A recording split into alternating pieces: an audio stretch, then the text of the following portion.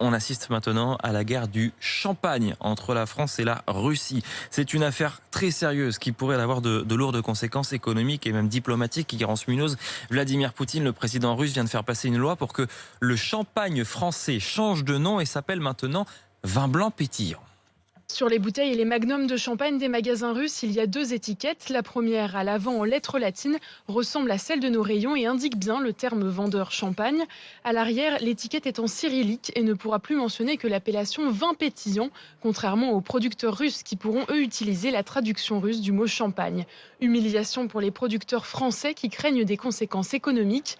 Charles Guémard est directeur du comité interprofessionnel du vin en Champagne. De manière temporaire, en tout cas, les vins de Champagne ne pourront plus être exportés vers la Russie puisqu'ils ne sont plus conformes à la réglementation qui est imposée par la Russie. Aujourd'hui, nous en sommes à prendre connaissance du contenu précis de cette loi et d'essayer d'en mesurer toutes les conséquences.